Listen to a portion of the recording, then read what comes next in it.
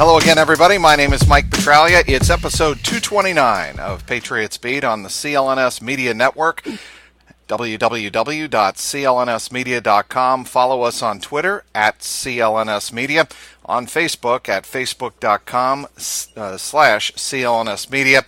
And we now have a brand new, relaunched website. The all-new CLNS Media website is launched at clnsmedia.com.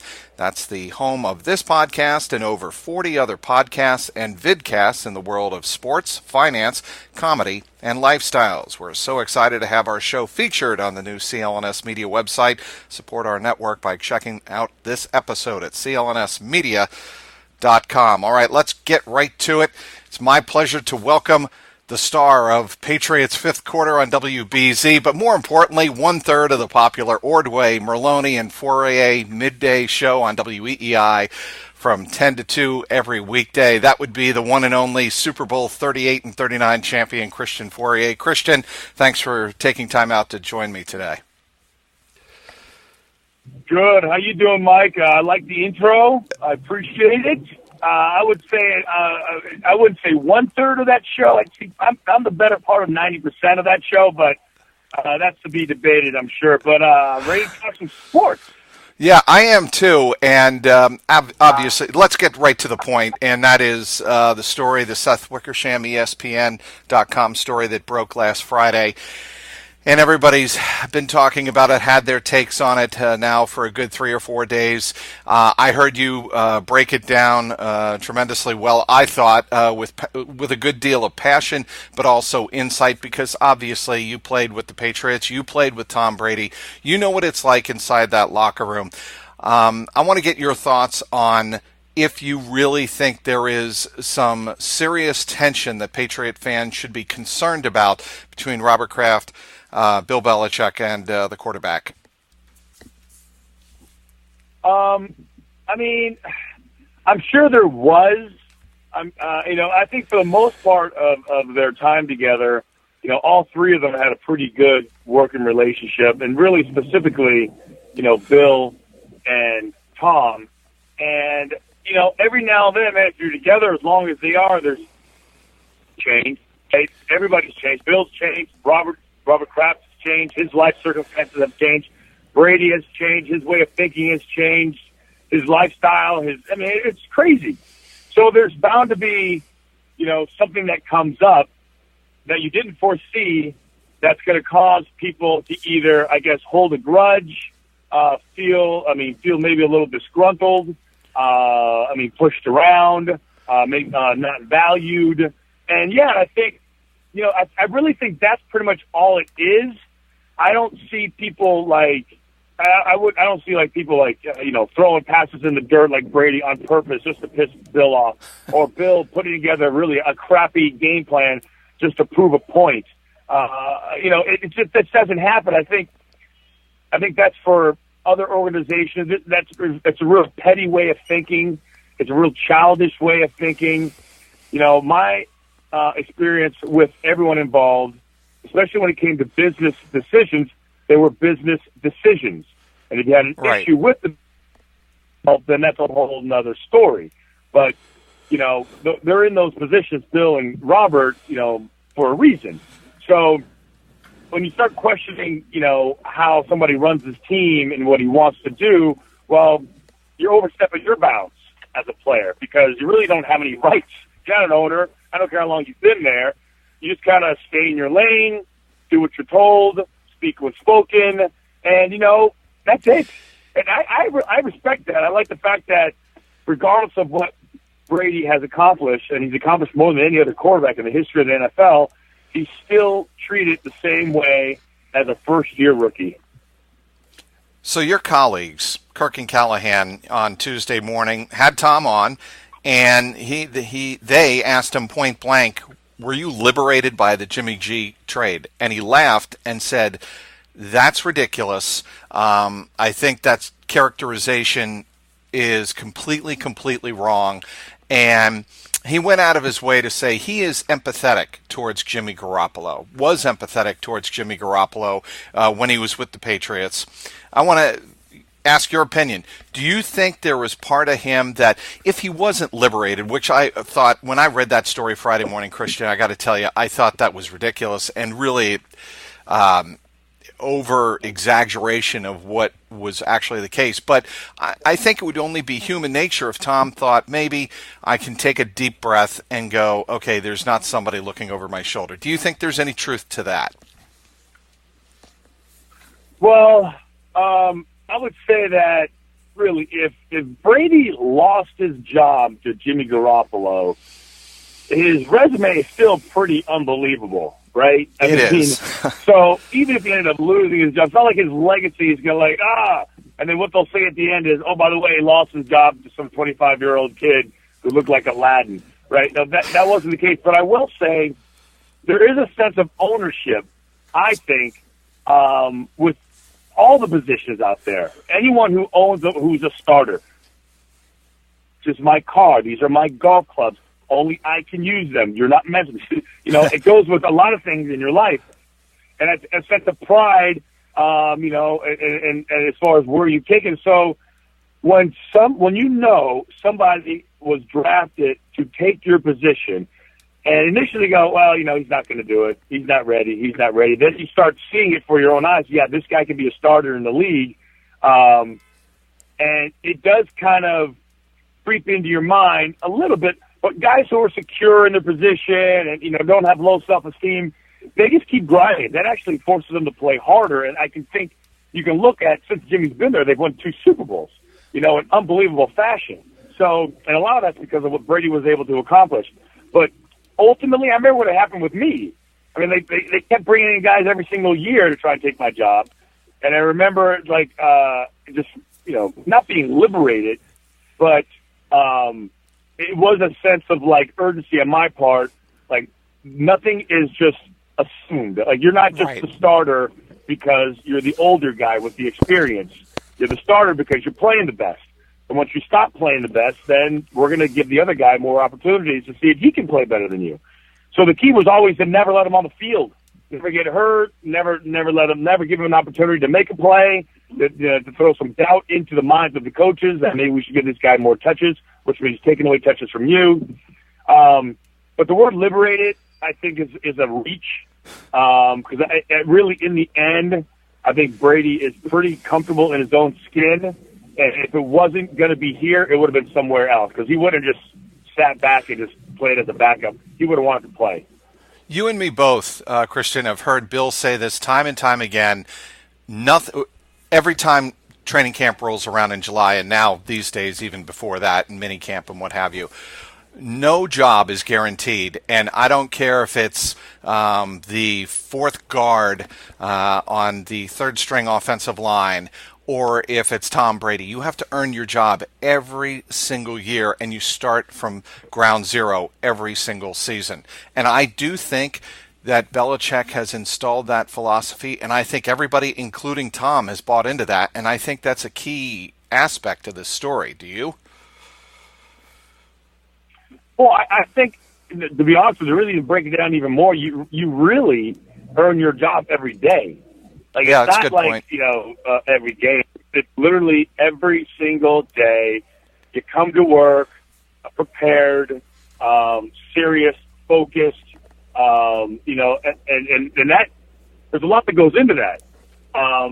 And that's the way it should be, because there's just too much competition. There's too much riding on it, and nobody's grandfathered in. This isn't like the good old boys club where we're just going to get by because we like, your dad.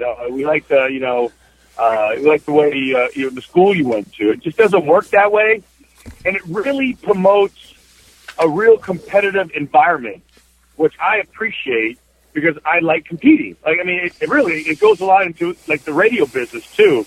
That you got a lot of strong personalities. You got a lot of guys that are successful, and it keeps you, in tuned in what you're doing, and you know that you can't just go out there and just throw your helmet out there and just act like you just by being you is going to be enough. To me, that's really where the stress comes in, because a lot of people can't deal with every single day. What do you mean? I just did it yesterday. Well, I proved it already. No, you got to do it again. Well, but that's 3 days in a row. Well, it doesn't matter. It's got to be 5 days in a row. Oh, I just did it 5 days. Well, it's really got to be 6. And it's really got to be every single day that you come to work prepared. And I think a lot of people, I mean, really in all walks of life, they kind of like, you know what? I've kind of done enough. I have a nice lead. I've done enough. I have enough equity built in to my character and my performance that I can screw up a bunch of times. That's just not the case. You know, it just doesn't work that way. And that's what I love about that building and that environment that is created by Bill. You know, you read a story like this, and I'll ask you one more question about Brady, and then we'll move on, I promise, Christian. You read a story like this, and plainly you see it paints Tom almost in a selfish light, right? Coaches, I don't think, would ever have a reason to throw him under the bus, but disgruntled players who see Tom and when he was there, Jimmy, day after day, I think, Christian, they might. And you know as well as anyone, Tom can be intense and demanding. I have a theory that I think some of those players who have trouble adjusting to that environment might see Tom, I don't want to say, well, I'm just going to say it selfishly. And I think that's where I think some of the sourcing of Wickersham's story came from. Wait, say that again? So you think that it what? I think some players inside that locker room would be upset or frustrated with the way Tom deals with either them or other players on a day-after-day situation. Do you think any players inside that locker room would be upset with Tom? No, for what? And if they are, it's because they're jealous. Well, see, I think they're jealous. Well, that's kind of my point, Christian. That's what this story paints Tom to be, as jealous and selfish, right? I mean, did you not read this story and say, clearly, this does not paint Tom in a good light? It paints Belichick. Belichick's never changed. I thought it was stupid. Like, after the more I read it, ESPN, they're just a bunch of just big, just punks, really. Like, I hate ESPN. I hate what they stand for. I hate the fact that they're using Brady to get themselves some attention because nobody cares about their platform or their network. So they write up a bunch of stuff that, quite frankly, Mike, we've been talking about for weeks and months. Right. And then they don't bring up any new news. Right. Yeah, there is tension. Yeah. So here's the thing that's really crazy. See, people, I feel, that are outside of New England, really outside of the building. Right. It's almost like they don't believe that a guy like this can be this humble, can be this unselfish, can be this focused. It really is kind of comical sometimes when I think about it. The fact that is who he is. Like, he's not playing a role. He's not acting like somebody he isn't. This is who he is. He's always worn his emotions on his sleeve. He's always been really generous with his time. I mean, I can go back to when I first got there to, like, last year. Like, the guy, this is who he is. So he cursed out an offensive coordinator. Okay, we're all big boys. I've cursed out my boss. I've gotten fights with employees. It's a passion-driven environment. You know why? Because it matters to him. And if you're not getting pissed off about not being successful, then it doesn't mean enough to you. It's not important enough to you. People who show no emotion are just like, nah. Does that look like they care? The guy that gets pissed off and frustrated is because he knows he could have done better. So when I look at Brady and I look at the way he carries himself and I look at the way he works, it's just funny, like, how people try to paint this picture of him that is so inaccurate. It's just beyond me. By people who really, maybe if it's a player on the team, I don't know. He's never, ever, ever, ever been like that. Right, and that's exactly why I ask you that question, Christian, because you have been in that locker room. You've been around Tom. You can tell me firsthand experience of what it's like, dealing with Tom day in and day out. And I don't think that story, when you have and Belichick always talks about this, when you have anonymous sources, there's no accountability. You can throw whatever crap against the wall and hope it sticks. And yes, it looks like clickbait. And the story has since been walked back significantly, I think. I do think there were some legitimate points of reporting in the story that are very good. I'm not going to demean, what Wickersham did. I think he did work hard on the story. But the problem is, it's one thing to have a group of facts, right? And like you have a group of plays going into a game, but if you don't put them together right in the right game plan, it means nothing. Well, here you have a group of facts around the Patriots and what people might be saying inside inside the walls of Gillette Stadium. But unless you provide proper context, it means nothing. Yeah, I don't know. It's just, here's the thing, Mike, is the Patriots will always be a story. And people will, because if you look at Seth Wickersham, we've been talking about this clown for like almost going on a week. Yep. It's like, and so yesterday, Bill Belichick comes out and says, and Kraft, they never met with Goodell. Roger Goodell. Right. It's Roger Goodell never met with him. Seth Wickersham was alerted to that. I think he's going to change his story. So they didn't meet. So, and here's the thing. So and this happens as reporters, right? Yep. Guys give you bad information, or they give you information from their perspective. Maybe they saw something they thought wasn't there, and then maybe they embellished it. Hey, look, a reporter wants to talk to me, and then they give you more than they should. They want your approval. They want an attaboy. They want to be part of the story. So everything gets embellished so they can tell. I don't know. So Christian, that's why I asked you specifically about if there might be a disgruntled player or two, or if you think that that's where a story like this, which seems, No, and I would say, I don't want to cut you off, but I don't think there's any disgruntled players. How can you be disgruntled? Who's disgruntled on that team? Like, if you're disgruntled, it's because you ain't doing your job. So, because the only way you're not going to be involved is if you screw up. I mean, that's it. The only reason why you're not being involved is because you screw up. And you can't take coaching, you don't understand it, you don't want to try, either you don't know or you don't care. Right. That's it. So, and which one is it? Right? You just not know, or you just not care? I guess you can't have one without the other. We're chatting with two-time Super Bowl champion with the New England Patriots, Christian Fauria. Listen up, Hoops fans. Basketball season is back, and now that your favorite hardwood heroes have returned to action, it's time for you to put your fantasy knowledge to the test to win huge cash prizes every night playing one-day fantasy basketball at DraftKings.com. At DraftKings, there are so many ways to play. Choose from public contests with huge cash prizes or private contests where you can compete against your friends. They've even got beginner and casual contests where you'll play against people of similar skill level. The best part, you'll get to draft a new team each day, and drafting a team is arguably the best part of fantasy. The only thing better? Of course, winning cold hard cash doing it. Just ask Dan from St. Louis or Jeremy from Austin. They both turned a $3 entry into $1,000. Huge cash prizes and bragging rights await only at DraftKings. Use code CLNS at DraftKings.com to play for free with your first deposit for your share of $10,000 in total prizes tonight. Don't wait. Use code CLNS at DraftKings.com now to choose your lineup, and you can seriously cash in tonight. That's code CLNS only at DraftKings.com. The game inside the game.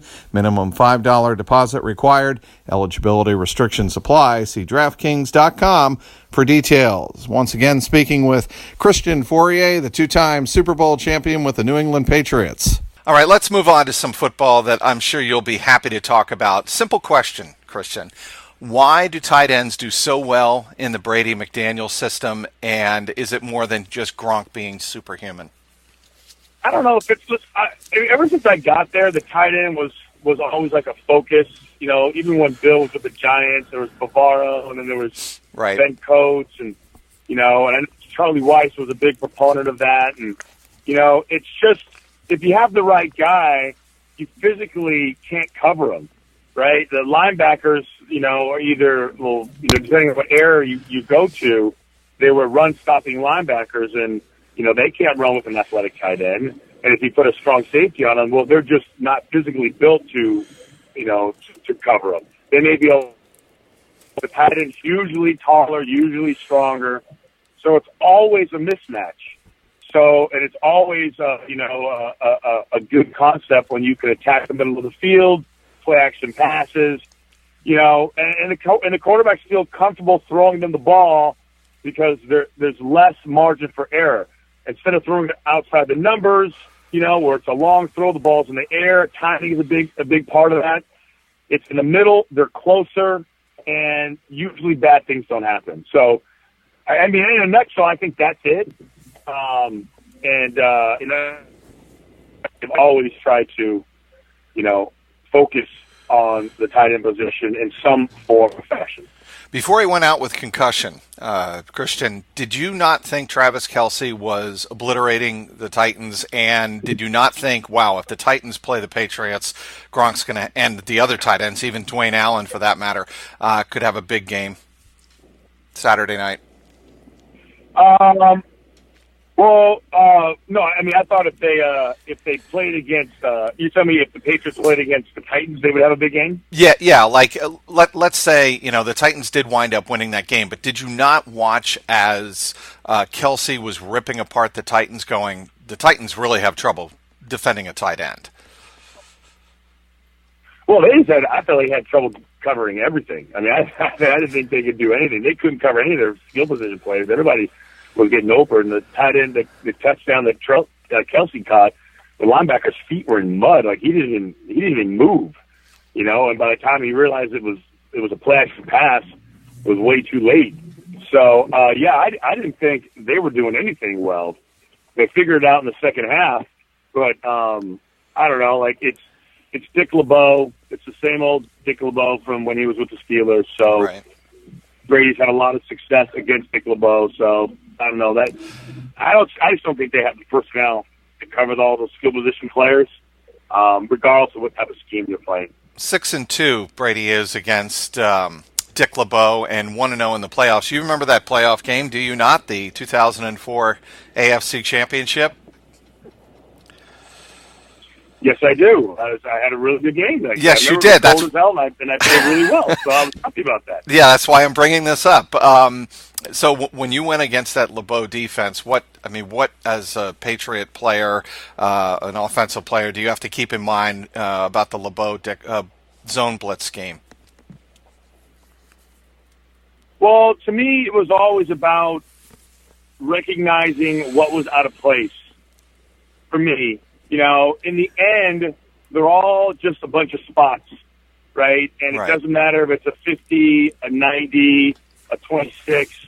Like, if you understand the way a defense needs to be built, then you understand, like, where the red flags are.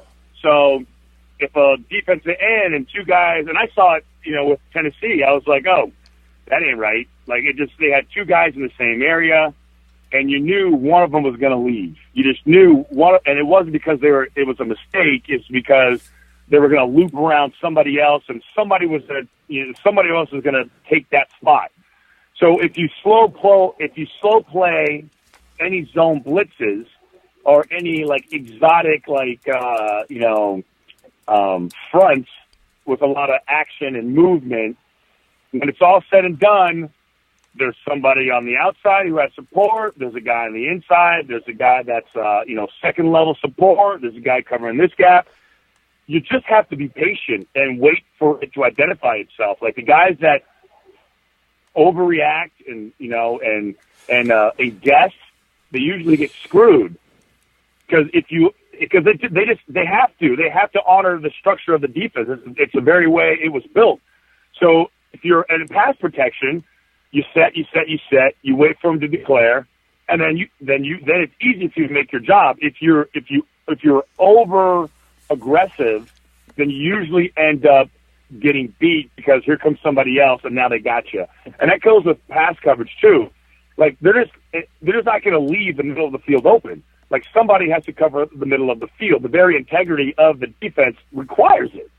So if a linebacker blitzes and you don't have man cover, you got to know that you're probably going to run into a defensive tackle that's just in the area because he has to cover space. I never really had a problem with it, personally, but a lot of people do.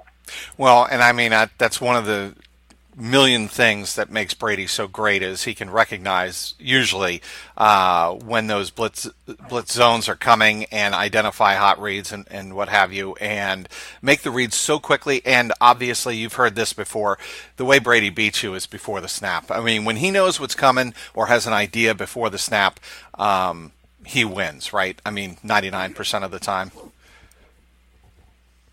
Well, I mean, I think that's a personnel thing. So, I mean, that's all well and good.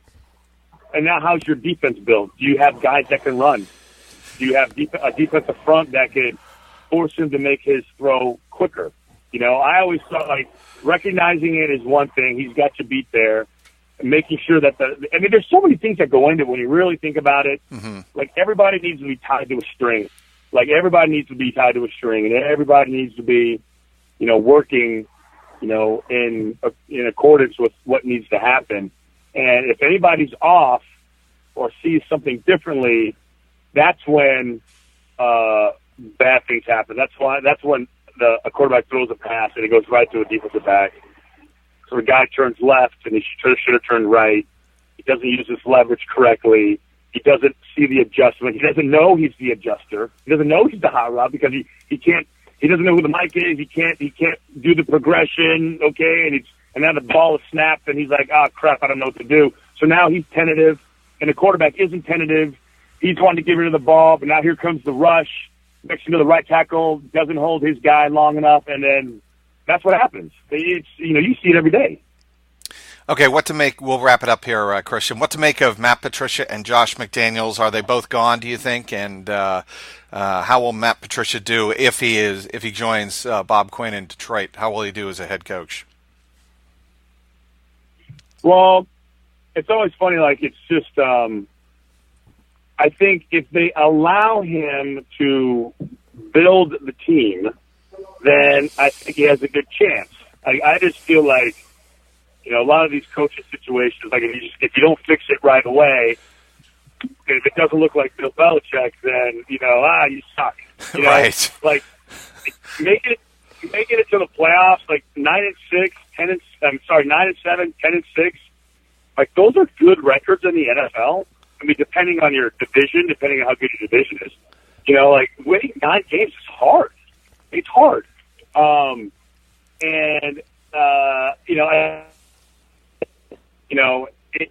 Both these guys, you got a quarterback, and you got a shot. Now it's all about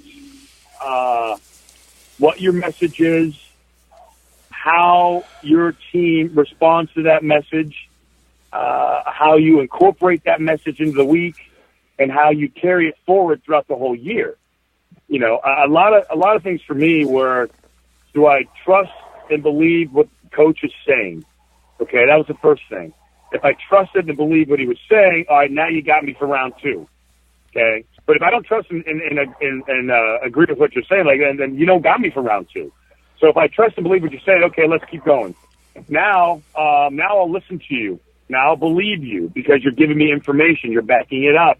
You're not, you know, you're being honest. It's the whole thing that, you know, you're not a fraud. You're not playing favorites. You're not, like, walking on eggshells. Nobody's bullying you around. You're not letting players dictate the way things are run. Like, to me, that's huge, you know, and it's a fine line, you know, how you do those things. But the X's and the O's, I think both, Matt and I think Josh both have that down. But now, instead of just dealing with the quarterback, instead of just dealing with, you know, the offense, now you're dealing with the offense and the defense. Now you're dealing with the traveling. Now you're dealing with game prep. Now you're dealing with practice schedule. Now you're dealing with the draft. I mean, you have a lot more on your plate. Like, to me, I think the shock will be like, man, there's not enough time in the day. You know, it's just to manage all this stuff. Because it's easy. I'm not going to say it's easy being a coordinator, but you have your responsibilities, and that's it. You have your singular focus, right? And you're dealing with your guy. Yeah, so now you're the head coach. You're dealing with everybody. You're dealing with all the personnel. You're dealing with special teams. I mean, you're dealing with everything. So, and scheduling, and just, oh, man. It's if you've never done it, that first year is going to be rough. It's going to be, because you're going to want to do it Bill's way, because you've had success that way, but you're probably better suited doing it your way, but you don't know what that way is yet. So there's going to be some mistakes. There's going to be some miscommunication. There's going to be some, my bad, all that stuff, It's a challenge, man. It ain't an easy job, but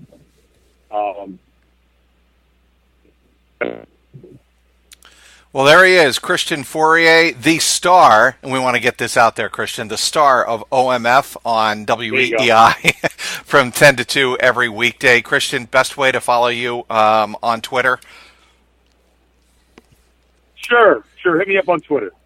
At Christian Fauria, of course. Christian Fauria, former Patriots tight end, Super Bowl 38 and 39 champion. Also star of Patriots Fifth Quarter on WBZ. And be sure to catch him when college football resumes next season. He's a tremendous college football analyst for CBS Sports. I'm going to wrap it up real quick, Christian. Your quick thought on the Alabama comeback against Georgia on Monday night. Well, two observations. Yep. Greeks can't be kickers, and Hawaiians are really good quarterbacks. How about that? I love that. And appropriate with Marcus Mariota coming to town. Is that reason for concern Saturday night? I don't know. I don't think so. I still don't, I don't think so either. Nah, I think you got to like the Patriots pretty big. You got a ways to go. Got to like the Patriots pretty big on Saturday night. I really appreciate it, Christian. Stay with CLNS all day on game day, starting with the CLNS Media New England Patriots pregame show with Alex Barth. That's a half hour before every game. Then catch the postgame show with Marvin Ezon and Mike Molyneux live after every single game on clnsmedia.com. You can subscribe to both on iTunes and Stitcher and YouTube now. Also get daily team updates on the Patriots Newsfeed podcast with Tyler Trudeau. Also available on the CLNS Media New England Patriots postgame show feed. Available again on iTunes, Stitcher, YouTube, and the CLNS Media mobile app. Thanks again for downloading today's Patriots Beat. Want to once again thank our terrific guest, Christian Fauria from WEEI. You can follow him on Twitter at Christian Fauria. You can also give us a follow at Patriots_Beat and at CLNS Media. Give my own personal account a follow, of course. It's pretty easy, at Trags, Trags. Today's sponsor, DraftKings. For Patriots content manager Mike Alongi, CLNS Media executive producer Larry H. Russell, the founder of the network Nick Gelso. Thanks to everyone who tuned in. This is Mike Petralia, and this is the Patriots Beat podcast powered by CLNS Media. What's going on, Pass Nation? This is Marvin Zahn of the CLNS Media Network, and I'm here to tell you right now to check out the CLNS Media New England Patriots postgame show hosted by myself and my co-host, Mr. Mike Nice. And live on CLNS Radio immediately after every single Pats game. Call in at 929-477-2386 toll free to get your voice heard and contribute to the host breakdown and analysis of the latest Patriots contest. We also got the stars and sorries of the day, Twitter posts for the plays of the game, and everything else that is going on with the 5-time Super Bowl champion. Subscribe to CLNS Media New England Patriots postgame show on iTunes and Stitcher, and the best way, download the free CLNS Media Network mobile app for on-demand listening anytime, any place, anywhere.